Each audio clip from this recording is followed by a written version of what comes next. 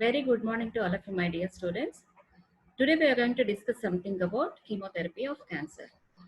In fact, some of the students asked me personally to release some of the videos on some of the topics, tough topics, and cancer is one among those topics. So, for the students' convenience and for better understandings, I have divided this cancer topic into multiple sessions. So, in today's session, I'm going to discuss something about cancer disease as such in detail so that we can understand what sort of drugs can be used and how to prevent even the cancer also. Okay, so let us start the session, the introductory session now.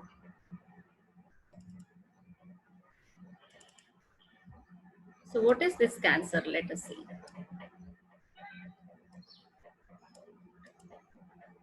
So, I'm going to cover this topic, introductory session, in the following subheadings, that is introduction of cancer, etiology of cancer, pathogenesis of cancer, spread of cancer, types of cancer, symptoms of cancer, and diagnosis of cancer.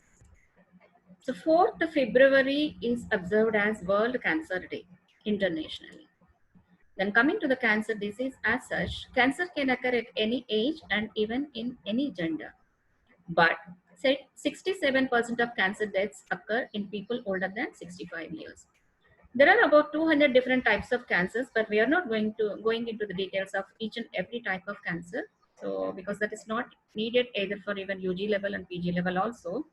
So, but we'll be discussing some sort of the regimens which are used in various types of cancer at the end of the session. Then it is multifactorial in its origin, and those etiological factors that we are going to discuss in subsequent slides. Cancer can start in any type of body tissue, but only hair and nails are spared from this disease. Cancer causes almost 1 in 6 deaths globally. So early diagnosis and prompt treatment can only reduce this global burden. Then coming to the incidence, here you can see in this picture, Asia counts for 48.4% of number of cases of cancer globally, that is incidence of the cancer, when compared to the other countries which have little less when compared to Asia. Then coming to the incidence of the cancer and its position in the mortality rate. So here you can see when compared to all the diseases, heart disease takes the first position in the mortality ratio, whereas the cancer is taking the second position in the mortality ratio. So we need to be very careful about it. Then incidence and mortality. Let us see what are the cancers which take first position and second position, third position, like that in case of in regards to incidence as well as mortality ratio. So lung cancer, breast cancer, colorectal, prostate, and stomach in order take the position in incidence. Whereas lung cancer, colorectal cancer, stomach cancer, liver cancer, and breast cancer take the subsequential position in case of mortality rate.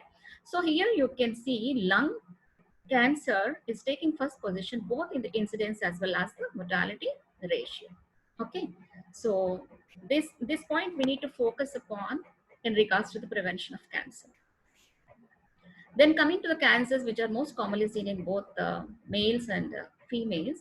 So in men, we generally do come across nasopharyngeal cancer, stomach cancer, and esophageal cancer. Whereas in women, we generally come across cervical cancer, breast cancer, and stomach cancer. So this breast cancer, even though it is taking second position in case of incidence because of the early diagnosis and prompt treatment, there is not much of mortality ratio in regards to breast cancer in women. Then coming to the etiology of cancer, so we have so many etiological factors like physical agents, biological agents, chemical agents, environmental agents, drugs and hormones, diet and habits, and autoimmune diseases, and even genetic factors also. So coming to the physical agents, we have both ionizing radiation factors, whereas and also non-ionizing radiation as well. So ionizing radiation means medical imaging, and also it includes like X-rays, alpha rays, beta rays, gamma rays, and even radandas also. When coming to the non-ionizing radiation, even the excessive exposure to UV rays of sunlight can also give rise to the cancer in the skin. And apart from that, mobile phones usage, which is very common in the present days, so that is also one of the reasons for the development of the brain cancers. Then nuclear fission. So all these types of radiations which come under the physical agents category, they do have the mutagenic effect. So they are going to be responsible for the development of cancer in the skin, lung, breast, and thyroid, and osteosarcoma and leukemia as well. Then coming to the biological agents, Infections, they are the most common cause of the development of the cancer, which take the 20% of the total involvement. They're the biggest reason, but they are the preventable cause for the development of the cancer. Then in these infections, we do have like bacterial, viral, protozoal, and several varieties that we can see subsequently. Bacterial infections means H. pylori is the bacterial organism which is the responsible for the development of peptic ulcer and chronic gastritis, which if untreated for a long period of time, it may give rise to the gastric cancer. And Streptococcus bovis can give rise to colorectal cancer. Then under the fungi, the Aspergillus flavus, which releases aflatoxins, which are mutagenic, that also can give rise to the development of cancer in the body. Then parasitic organisms like Schistosoma hematobium can give rise to bladder cancer, and liver flu can give rise to cholangiocarcinoma. Then viral factors. So this takes 15% of the total account of the cancers. So what are the various viral viruses that are responsible for the development of cancer? Let us see. There is HPV and HCV. They can give rise to hepatocellular carcinoma, hepatitis virus B and C. And Epstein-Barr virus can give rise to Burkitt's lymphoma and nasopharyngeal carcinoma. Whereas cytomegalovirus can give rise to Kaposi sarcoma, and human papillary virus can give rise to cervical cancer. And HIV, that is human immunodeficiency virus, can give rise to Hodgkin's lymphoma and non-Hodgkin's lymphoma. Whereas hairy cell leukemia, it is not exactly clear the reason. Then human T cell leukemia virus, T cell leukemia gives rise to. So this is the table which depicts the various sorts of organisms, infectious agents which can give rise to various cancers that we have already discussed. Okay. Then coming to the chemical agents. So for your convenience, I have just kept a mnemonic that is ABCD and NPP. So ABCD means it's the starting letters ABCD and then NPP. Because you may get a question short note that is like occupational cancer or environmental cancer or chemical cancer, or the agents which result in the development of the occupational cancer and their treatment. So you need to remember these agents also. So chemical agents which are responsible for the development of cancer are alkylating agents, acylating agents, acetylimidazole, aniline, anthracenes, arsenic, asbestos, and B for benzene, C for cadmium and chromium, D for dimethyl sulfate and dimethyl carbamyl chloride, and then nitroso compounds, polycyclic aromatic hydrocarbons, and vinyl chloride. These chemical agents in some of the textbooks, they are discussed in chemical agents category, and some of the textbooks, they are discussed under the environmental category. So anyone is okay. So here, occupational causes, carcinogens. So I have discussed, I'm going to discuss this table. Why I have kept this table is like, for example, if you get a case study, like a patient has come to you who is working in the uh, petroleum car or a company, so or like who is working in like underground mining, so he has come up to you with certain types of symptoms. So what is the most common cancer that he may get like that? So radon exposure, lung. Then here you can see petroleum exposure, benzene, it can give rise to leukemia like that. For this reason I have depicted this table here. So arsenic, most commonly seen with mining industry and pesticide workers, so can give rise to lung, skin, and liver cancer. Asbestosis, most commonly seen in construction workers, can give rise to lung cancer and mesothelioma. And benzene, it is benzene exposure that is like can give rise to, in case of can give rise to leukemia, which is most commonly seen with petroleum industry and rubber workers, and then chemical workers. And then chromium, which is these are all carcinogens. Chromium excessive exposure seen in metal workers and electroplaters developing the lung cancer. And leather dust exposure seen in shoe manufacturing industry giving rise to nasal carcinoma and bladder carcinoma. Naphthalene excessive exposure can give rise to bladder carcinoma, and most commonly seen in chemical, dye, and rubber workers. And the radon exposure seen in underground mining can give rise to lung carcinoma. Then soot, stars, and oils exposure can give rise to lung, skin, and liver carcinoma, and most commonly seen in coal, gas, and petroleum workers. Then vinyl chloride excessive exposure is resulting in liver carcinoma, most commonly seen in rubber workers, polyvinyl chloride manufacturing, etc. And then wood dust exposure, that is most commonly seen in furniture manufacturing industry, can give rise to nasal carcinoma. Then environmental agents, they constitute about 1 to 5% of the total incidence of cancer. So what are the environmental agents that we do come across? That is one, poisonous mushrooms, okay, that you must be aware of. Some are poisonous, some are not poisonous. Then aflatoxins released by Aspergillus flavus, a kind of fungal organism. And then exposure to ionizing and even UV radiation as well. And exposure to chemical carcinogens like azotides, arsenic, vinyl chloride, asbestos, benzene, and PVP, which we have discussed already. Then excessive exposure to sunlight, then water and air pollution. Then drugs and hormones, even drugs can induce carcinoma in the body. Cyclophosphamide, it is an anti-cancer drug, but it has mutagenic property and carcinogenic or tumorogenic property, because of which it can also lead to the development of cancer, and even immunosuppressants have the same role as well.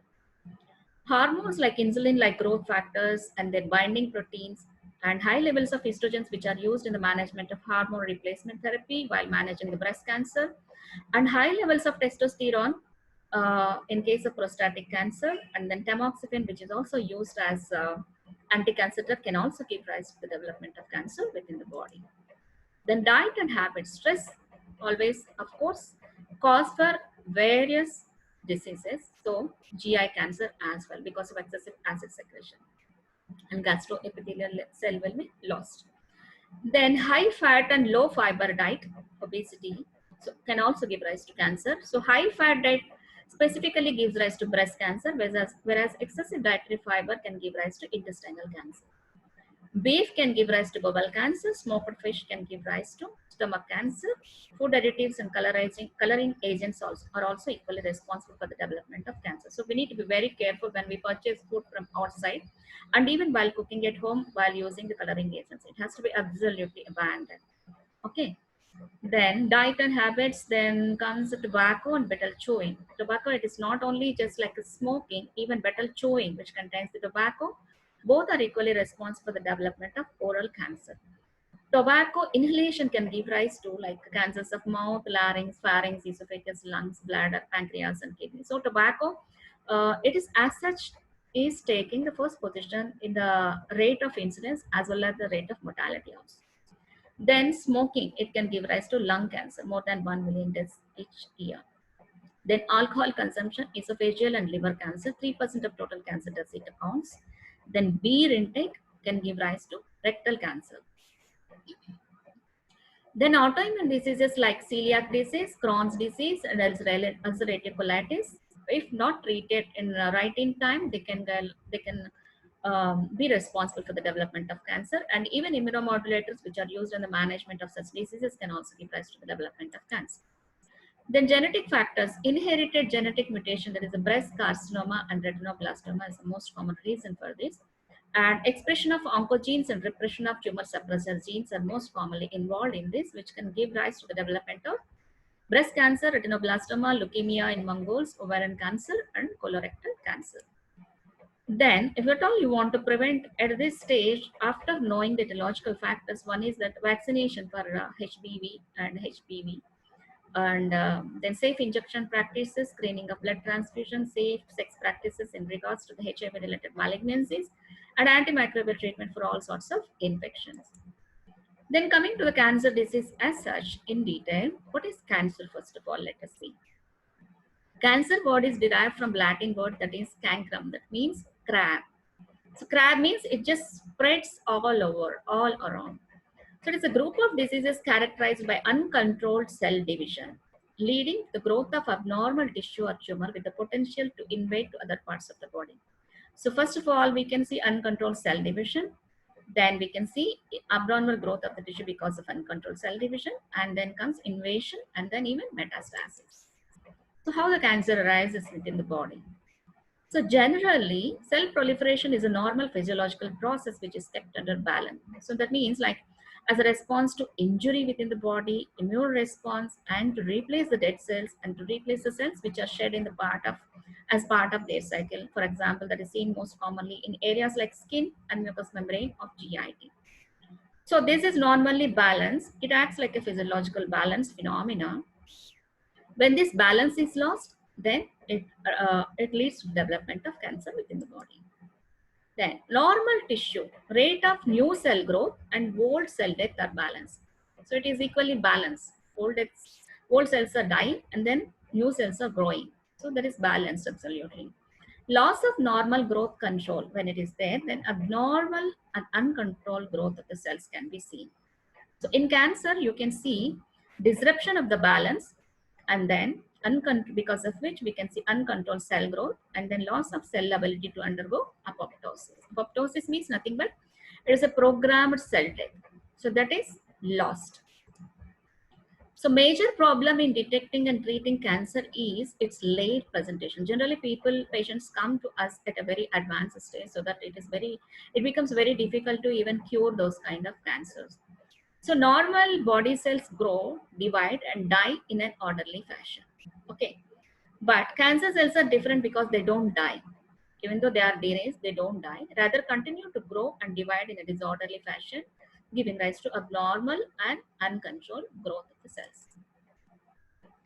Hyperplasia. So that means production of new cells with growth stimulus via hormones and endogenous signals. So this is most commonly seen in hyperplasia of endometrial tissue during menstrual cycle, which is normal and even necessary to the body also. Okay. Then if it is this hyperplasia is intense and prolonged, then it can give rise to metaplasia. So that is like cell structural and functional abnormalities can occur and replacement of one cell type by another can be seen in case of metaplastic stage. Then comes dysplastic stage where you can see replace the cells disorder in size and shape, and there is increased possibility of mitosis. But this stage is a reversible stage, whereas neoplasia stage is an irreversible stage. This is a precancerous stage dysplasias. If we can diagnose the case at this level, it becomes some sort of easy to control or cure the patient. Then neoplasia means in Greek words, it is like the meaning is new growth. So there is abnormal growth or invasion of cells. That is neoplasm means new growth. The cell replication is without control and it is irreversible. So that is difficult. Then tumor, it is a swelling of a part of the body generally without inflammation caused by an abnormal growth of tissue, whether benign or malignant. So this is the normal cells. So cell replication is under control, whereas the cell replication is not under control. So excessive number of cells are forming a tumor. Okay. Then neoplasia means process of cell proliferation. Neoplasm means uncontrolled cell proliferation or new growth, which is otherwise known as malignancy. So most cancers form tumors, but not all tumors are cancerous. This is the point to be noted. Okay. Then oncogenesis is the formation of cancer whereby normal cells are transformed into cancer cells. The substance which causes mutation is known as mutagen, and genes which cause cancer are known as oncogenes.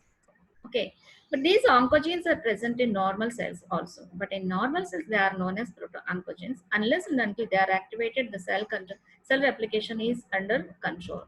Once they get activated, the proto-oncogenes which are present in the normal cells, when they get activated, then there is a possibility of they getting transformed into oncogenes, and then process of oncogenesis takes place.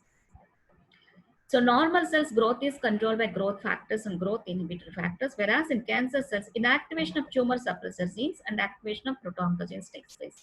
We'll see the exact process in detail in the subsequent slides.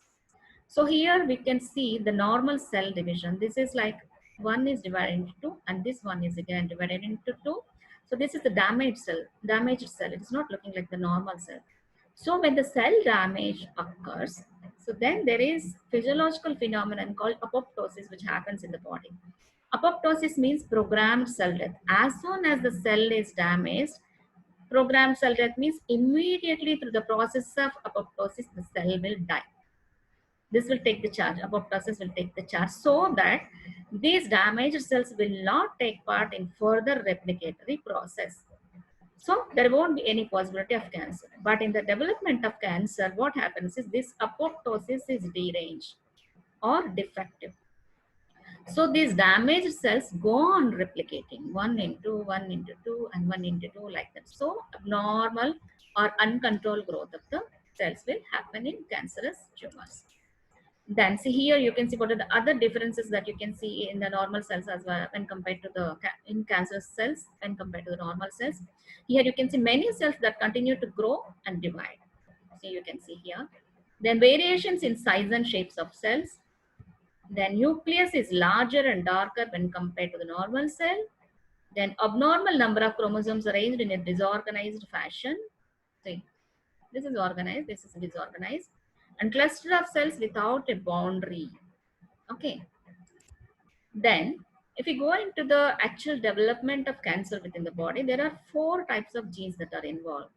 That is number 1, oncogenes and tumor suppressor genes, and then apoptosis genes and DNA repair genes. How do they act? Let us see.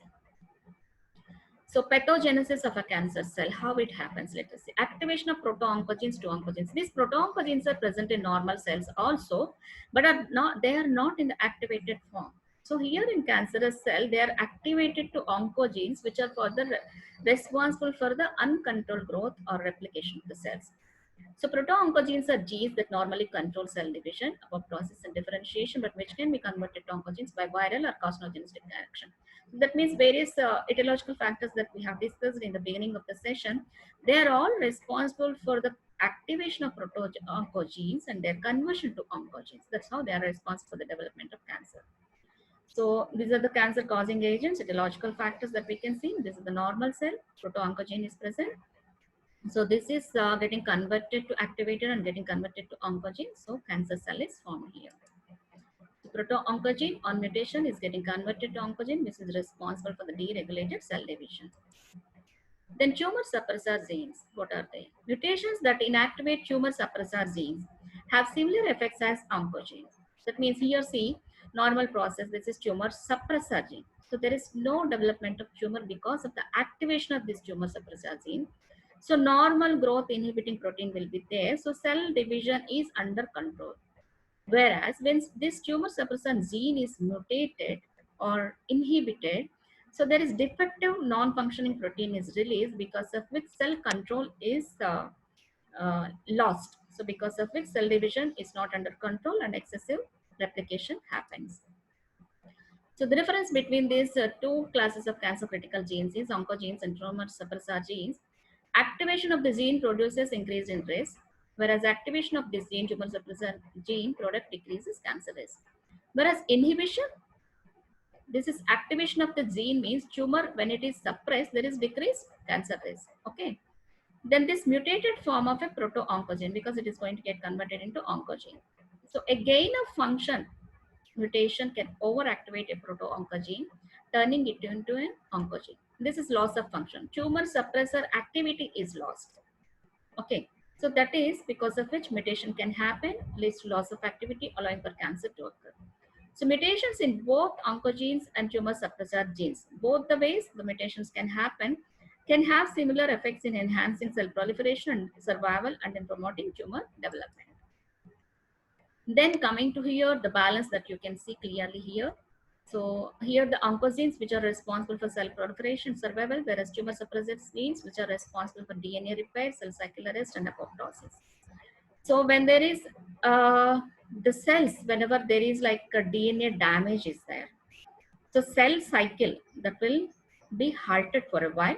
This DNA is repaired. This DNA repair is not happening, then those cells, damaged cells, will undergo through the process of apoptosis, that is programmed cell death. So that's why when tumor suppressor genes are activated, there is no possibility of development of tumor within the body. But whereas when these tumor suppressor genes are mutated and inhibited, there is all these processes will be lost and the balance will be lost, and these oncogenes will be proto-oncogenes will be activated, developing and getting transformed into oncogenes, where there is further possibility of proliferation and cell survival. Survival means these cells are damaged cells are not dying. So cells are surviving and then proliferating in an abnormal rate. Okay. So here you can see normal P53 and mutated P53. Apart from the tumor suppressor genes and oncogenes, this is another factor that is involved. So normal P53, whenever there is DNA damage, cell cycle abnormalities and hypoxia, so cell cycle will get arrested. So DNA repair happens with the process of apoptosis. Sometimes if the DNA repair is not happening, apoptosis takes the charge. And then only when this is, whether the cell repair is happening or apoptosis is happening, then only the good quality cells will enter into the cell cycle again. Whereas mutated P53, whenever there is a factor of DNA damage, cell cycle abnormalities, and hypoxemia, so it is not going to the process of apoptosis or DNA repair. These two are nullified because this P53 is mutated. So the cells will not die, even the damaged cells will enter into the cell cycle and proliferation further continues, giving rise to the development of cancer. Okay, here you can see damaged cells, cell suicide or apoptosis, but damaged cells or mutated cells, first, second, third, fourth mutation, uncontrolled growth of the cancerous cells, you can see.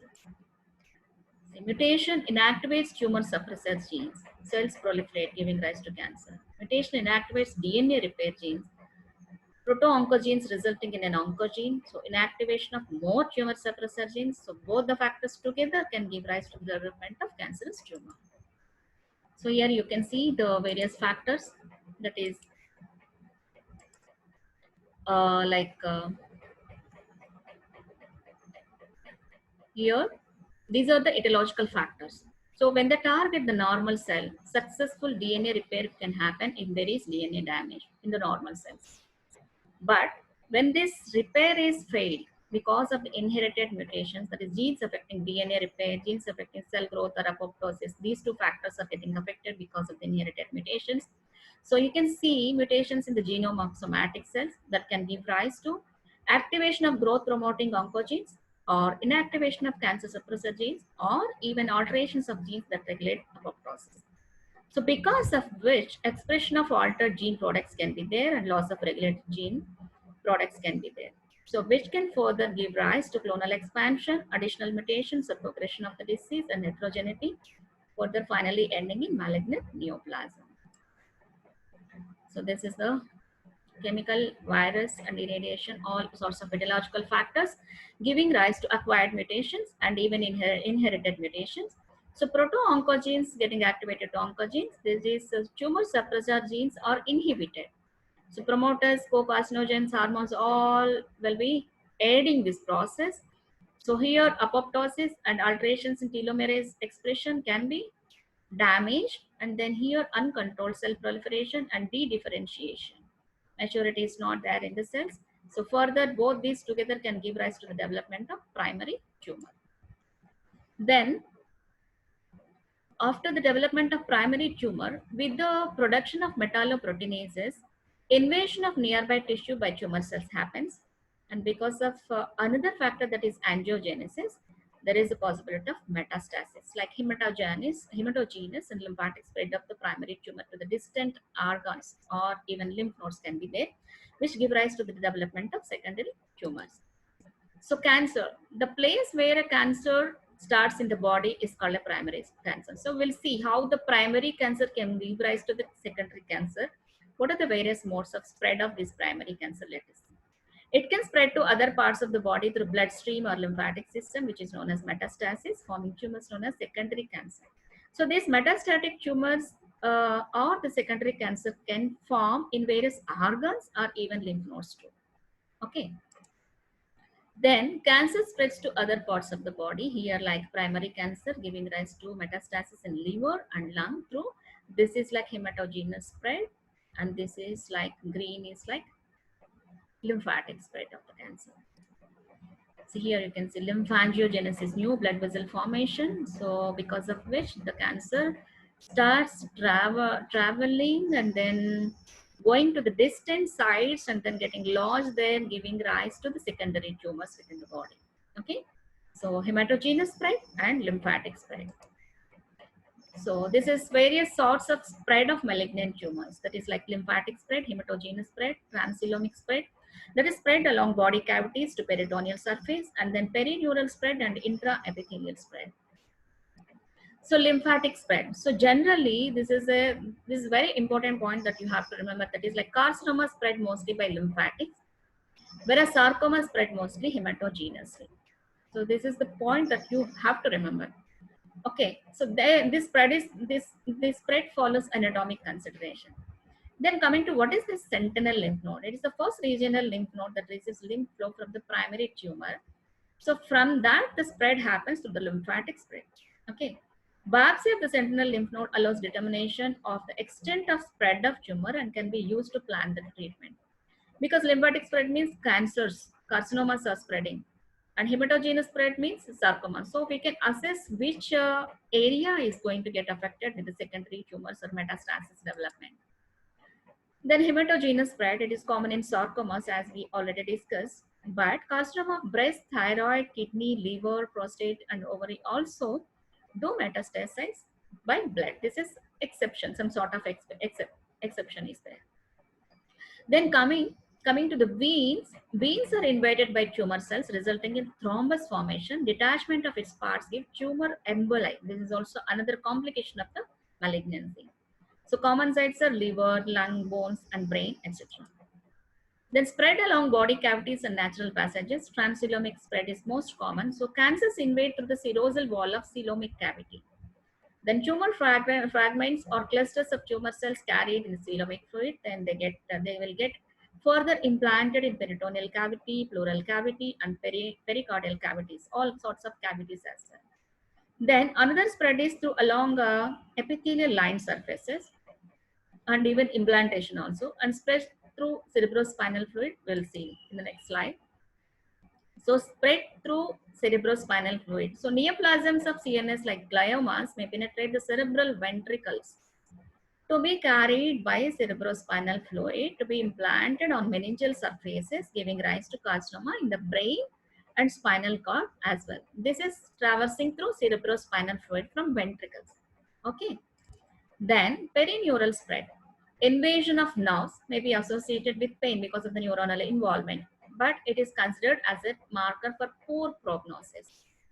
So pain can be seen when there is perineural spread and even like advanced stage of the cancer also. That's the poor prognostic sign.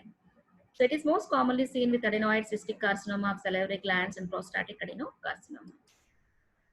Then methods of spread apart from all these things are like intraepithelial spread, that is malignant cells may spread from endometrium through the fallopian tube to the ovaries. Okay. Then kidneys to the lower urinary tract through the ureters. This is most commonly seen. Intraepithelial spread within the same system only. So here you can see from the, in case of breast carcinoma, from duct carcinoma to surface epithelium Pegas disease of nipple. So from ducts to lobules and even from lobules to ducts also can be seen. So here you can see this primary cancer in the bowel can give rise to the secondary cancer in the liver. But there is sometimes locally advanced cancer also, because sometimes it may be just local advanced cancer but not metastasizing to the distant sites. Then coming to the types of cancer, first of all, if you look into the characteristics of cancer cells, four characteristic features that we can see in cancer cells, that is uncontrolled proliferation, then invasiveness, then differentiation, and then metastasis also happens in case of cancer cells. So here you can see benign tumor cells. Cell growth is there, but it is benign, localized. There is no invasion or metastasis. Whereas here the cells are growing, further growing, invasion of the tissues, and then enter into the blood vessels, and then further metastasizing to the different cells. So here mutation inactivates suppressor genes, cells proliferate, mutations inactivate DNA repair genes, proto-oncogenes getting converted because of mutation to oncogenes, then more mutations, more genetic instability, and metastatic disease results. So you can see benign tumor, malignant tumor invading neighboring tissues and entering bloodstream and metastasizing to different sites. Benign tumor cells grow only locally but cannot spread by invasion or metastasis. Here, entering into the blood vessels and metastasizing to the distant sites. Here the same. There is no spread. Here there is spread to the other organs. So remain confined here, benign tumors, to the original location, neither invading nor spreading to the distant tissues. Local spread is also not there, distant spread is also not there. Here is capable of invading, ulceration of the skin, invasive growth, and then this is like lymphatic invasion or through blood circulation invasion, giving rise to distant metastasis. Then coming to the gross appearance of the tumor, So even before sending the patient to the diagnostic test, we can somehow can have the provisional diagnosis of the tumor. Could it be benign or could it be malignant tumor? So let us see what is the difference that you can find it out externally on gross appearance. So benign tumors can give rise to can be like spherical or oval, whereas malignant tumors are irregular in shape, and they are encapsulated or well circumscribed, or fully circumscribed and extend into the adjacent tissue. But whereas these tumors are freely movable, they are fixed up. Malignant tumors are. So benign tumors are more often form uniform unless secondary changes like hemorrhage or infarction supervene. But secondary changes like hemorrhage and infarction and ulceration are most commonly seen in case of malignant tumors. Then cell characteristic features. If we look into the microscope, what is the differences that we can find out between benign cells and malignant cells? These are well differentiated. These are undifferentiated. They resemble like normal cells of the tissue from which the tumor originates, but they are undifferentiated, often bear little resemblance to the normal cells from which they have arisen. Then coming to the various types of cancers, we have like carcinoma. Carcinoma means this type of cancer originates from the epithelial layers of cells that form the lining of external parts of the body or the internal linings of organs within the body. If the cancer arises from these tissues, epithelial layer of cells, then it can be denoted as carcinoma. Then what is sarcoma? Cancer originating from connective tissue and supportive tissue, including muscles, bones, cartilage, and fat. Then what's the difference between myeloma and lymphoma? Let us see. Myeloma means cancer originating from plasma cells of bone marrow. Lymphoma means cancers originating from the lymphatic system. And sometimes we have mixed variety also. And what is leukemia? Cancers arising from the blood. That is like leukemia that is denoted as. You can see some common carcinomas, lung, breast, colon, bladder, prostate, etc. Leukemias from bloodstream, lymphomas from lymph nodes, and sarcomas from cartilage, connective tissue, that is fat, bone, and muscle. Then benign tumors are classified into again various types because of their tissue, depending on their tissues of origin. Let us see what are they. So this is like papilloma, if it arises, if the tumor arises from surface epithelium, adenoma, if it arises from glandular epithelium, melanoma from pigment cells, myoma from muscle tissue, fibroma from fibrous tissue, and neurofibroma from nerve sheath. This is the origin of tissue of origin. Then malignant cells again are subdivided into two types, that is solid tumors and hematological malignancies. Solid tumors are like carcinomas arise from, as we have already discussed, surface epithelial tissue, and adenocarcinomas from glandular epithelial tissue, that's why it is named adenoma. Sarcomas from connective tissue, which we have already discussed, myeloma from hematopoietic tissue of bone marrow, and the neurofibrosarcoma from nerve sheath. And then comes hematological malignancies. That was what we have discussed earlier was solid tumors. That is hematological malignancies. That is lymphomas and leukemias. Lymphomas are tumors of lymphatic system. So we have Hodgkin's lymphoma, which is arising from B cell origin involving lymph nodes. A non-Hodgkin's lymphoma, there is an extranodal involvement including blood and bone marrow. Then T cell lymphoma origin is T cell. So this is about lymphomas. Then coming to the leukemias, leukemia is a type of blood cancer resulting due to disorganized proliferation of abnormal leukocytes from the blood cancer. So we have various types of leukemias. Acute leukemia means overproduction of immature cells, which prevent the normal production of RBCs and platelets. Okay. So again, here we can have acute lymphoid leukemia. Okay. So here the origin is the neoplastic proliferation affects lymphoid cell lines with lymphocytosis. Chronic leukemia, accumulation of mature leukocytes in the peripheral bloodstream.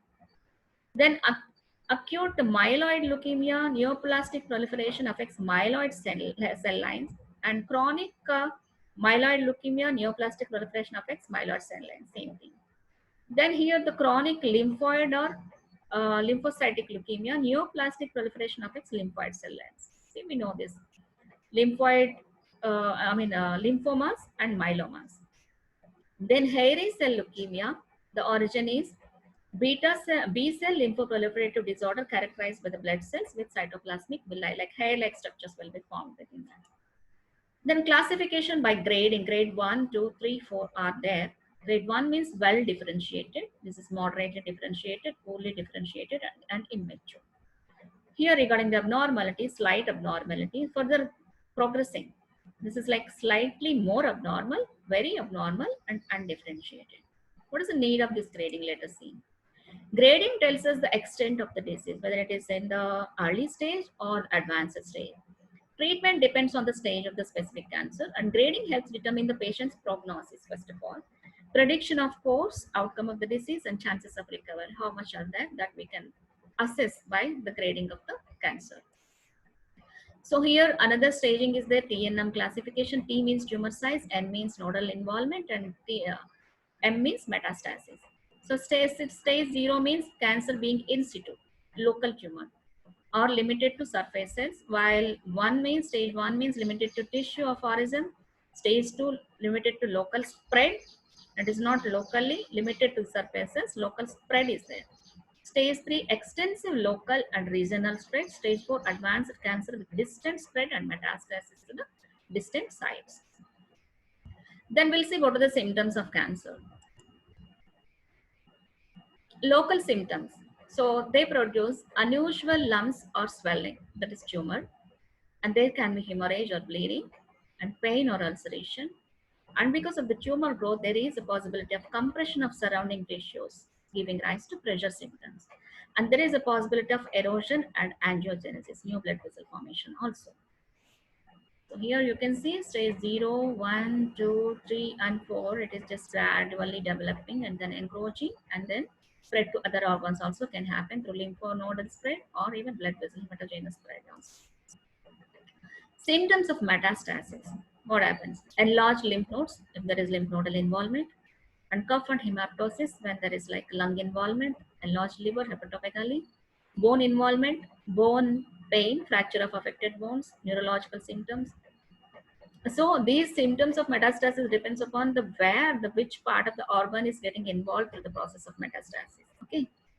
Although advanced cancer may cause pain, it is often not the first symptom. So various other symptoms also it can give rise to.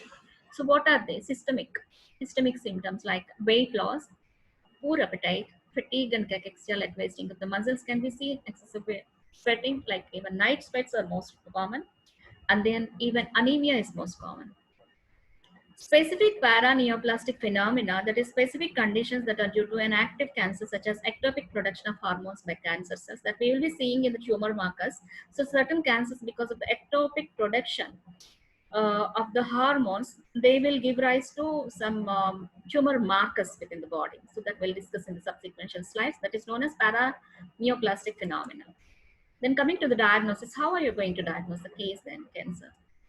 So by history intake, by the symptoms, then physical examination, then biopsy of the tumor, that is needle biopsy and surgical biopsy, then microscopic examination, then that is histopathological examination, blood test for CBP as well as the tumor markers which are specific sometimes and sometimes non-specific for that particular cancerous group, and then endoscopy like bronchoscopy and cystoscopy, then chest X-ray, CT scan, and MRI scan.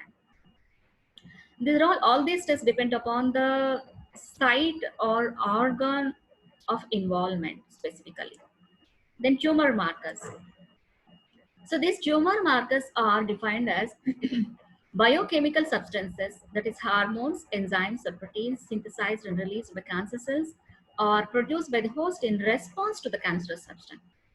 Okay, so we'll see subsequently what are the various types of tumor markers that are available in the body and how they are getting released in excess quantity, like the biochemical substances by the cancer cells or even in response to by the host in response to the cancerous substance. So they're released into the blood circulation, body fluids, and cell membrane, cytosol, etc. So ideal tumor markers means it has to be highly sensitive, it has to be highly specific, which is not that common. Then it should be able to differentiate between neoplastic and non-neoplastic disease. If we can find out the tumor markers at the early stage, non-metastatic stage, so then it will be very helpful to cure that particular cancer. So it is not always possible also. Its levels should be seen at pre-cancerous stage of the disease. That's what I have discussed just now. Then it should be easily assayable. So here you can see in breast cancer the tumor markers with which we can diagnose the case as CA125 and CEA. Liver cancer, AFP, pancreatic cancer, CA125, CEA. See, here the CA125 is seen in pancreatic cancer as well as in breast cancer. So it is not specific tumor marker, and even ovarian cancer. These all two are same. Stomach cancer, colon cancer, same. Lung cancer also same. Prostate cancer, prostate specific antigen, testicular cancer, AFP, and even HCG also. HCG is also seen in other cancers also. So it is a non-specific tumor marker. So esophagus, CEA, SCC, lung, so CEA again. Then liver and biliary ducts, AFP and CA19-9. Bladder, CY, FRA21-1, uterus, CEA, prostate gland, prostate specific antigens, testis, HCG and AFP. Thyroid gland, thyroglobulin and calcitonin, CEA, etc. Then mammalian gland, carcinoma, CEA15-3, CEA, stomach, CEA, pancreas, CEA, but CF19-9. Colorectal, CA19-9, CEA, ovary, CA125, CA72-4. And multiple myeloma, that is beta-2 globule, microglobulin is the specific tumor marker. So what are the various types of tumor markers that are available that we can come across in the body? So they're subdivided into various categories like enzymes, hormones, oncofetal antigens, carbohydrate antigens, blood group antigens, specific proteins, genetic markers for oncogenes, and tumor suppressor genes, receptors, etc. We'll see all those in detail one by one. So alkaline phosphatase, this is enzymes. Under the enzyme category, we have alkaline phosphatase, which gets increased in concentration in the blood in case of bone, liver, and placenta carcinoma. You don't need to worry about this minor disease. Only we'll focus on major disease and the enzyme, a type of tumor marker that is secreted in excessive quantity. Creatinine kinase in case of prostate and lung cancer, lactate dehydrogenase in case of liver and lymphoma, liver cancer, lymphoma, and leukemia. Neuron specific enolase in case of lung carcinoma, neuroblastoma, prostatic acid phosphatase in case of prostatic cancer, and prostatic specific antigen also in case of prostatic cancer. So two tumor markers are available for the diagnosis of prostate cancer. Then comes to the hormones. So we have discussed already that paraneoplastic secretion that is here. In case of lung carcinoma, we can have ACTH secretion, excessive secretion, small cell carcinoma specifically. Calcitonin in case of medullary carcinoma thyroid, and HCG in case of choriocarcinoma, which is also not specific. Oncofetal antigens like alpha fetoprotein in case of primary hepatocellular carcinoma, CEA in case of colorectal carcinoma, tissue polypeptide antigen in case of breast, colon, and ovary carcinoma, squamous cell carcinoma antigen in case of cervical carcinoma, lung, and even skin carcinoma. Carbohydrate antigens, various types are there again. CA115-3 in case of breast cancer, CA549, CA2729, and mucin-like carcinoma associated antigen, that is MCA, is also seen in case of breast carcinoma, and CA125 in case of ovaries and endometrial pancreatic carcinoma. Then blood group antigens like CA19-9 in case of colorectal and pancreatic cancer, 50 in case of pancreatic colorectal cancers, 72-4 in case of gastrointestinal and ovarian cancer, and 242 in case of pancreatic and colorectal cancers. Then coming to the other tumor markers, which are specific protein markers, beta-2 macroglobulin is seen most commonly in case of multiple myeloma, Hodgkin's lymphoma, and even it is non-specifically seen in case of chronic inflammation and even viral hepatitis also. It is a non-specific protein marker. Then Benz-Jones proteins are free monoclonal immunoglobulin light chain proteins that are seen in urine in case of specifically multiple myeloma. Ferritin is seen in Hodgkin's lymphoma, leukemia, liver, lung, and breast cancer, whereas prothrombin precursor is seen in case of hepatocellular carcinoma. And pancreas-associated antigen is seen in pancreas and stomach cancers. Tumor-associated trypsin inhibitor is seen in lung, GI, and ovarian cancers. Thyroglobulin in thyroid cancer. Melanoma-associated antigen in melanoma. And pregnancy-specific protein 1 trophoblastic is seen in trophoblastic and germ cell tumors. Then genetic markers. These are like oncogenes. So we have genetic markers both for oncogenes as well as tumor suppressor genes. Oncogenes means RAS genes are seen in case of leukemias and lymphomas, and even c-Myc genes also. Then CRB2 gene in case of breast, ovarian, and gastrointestinal cancers. BCL2 gene is overexpressed in case of lymphomas, myelomas, and leukemias. BCR-AVL gene overexpression in CML, and then RET gene in case of papillary thyroid cancer. And anti-oncogenes or tumor suppressor genes, P53 gene, mutated gene is seen in case of breast and colon cancer, and BRCA1 and 2, breast cancer, uh, and RB in case of retinoblastoma. The receptors. Estrogen, we have estrogen receptor and progesterone receptors based on which we can assess the stage of the cancer as well as the prognosis of the cancer and even the planning of the treatment for that particular cancer also. So prognostic indicator to decide hormonal therapy in breast cancer, and prostrogen receptor assay, useful adjunct to estrogen receptor assay for breast cancer, and androgen receptors are for prostatic cancer, and hepatocyte growth factor receptor are for colorectal, hepatocellular, breast, cervical, and prostate cancers. Okay. Then coming to the detection of tumor markers, how you are going to detect these tumor markers in the body when a patient comes to you suffering from cancer. Serological assays like enzyme assays and immunological assays like immunosorbent assay and ELISA and radio immunoassay. Then cytogenetic analysis like a FISH study, spectral karyotyping, and then even comparative genomic hybridization. Then clinical applications of tumor markers. So what are the advantages of this identifying these tumor markers within the body of the patient? One is for screening for cancer, then diagnosis of cancer, evaluating cancer prognosis, prediction of therapeutic response, tumor staging, and even detecting tumor recurrence also. In relative early, we can diagnose the case. Then localizing tumor and directing radiotherapeutic agent, and then even monitoring effectiveness of cancer chemotherapy. After we have started the chemotherapy, whether it is effective or not, that we are going to decide based on the tumor markers analysis. Then limitations of tumor markers. They can be elevated in benign tumors also. So whenever there is elevation of tumor markers, so we can't always can say that it is a cancer. Okay. Then may not be elevated in early stages of all cancers. This is another drawback. Then may not be, many are non-specific that we have seen like the CA125. So they are not specific. So we can't decide because one tumor marker is elevated, we can't finally say that whether the cancerous growth metastasis is there in this particular organ or not. Okay, this is about the tumor markers. So we have ended this first session, introductory session on the cancer disease as such. So next we'll go into the details of the chemotherapy that I'm going to discuss in the second session. Okay, thank you all. So I request everyone to go through this first session so that you can have a better understanding of the disease proper. Then if you go into the chemotherapy proper in the second session and further sessions dealing with the anti-cancer drugs, it will become very easy for you to remember even the drugs names and then how they are going to affect. Okay, so please don't miss to watch these sessions, both the sessions, introductory sessions. That is, this is number one is on cancer disease as such, and number two is on chemotherapy. Okay, thank you, one and all.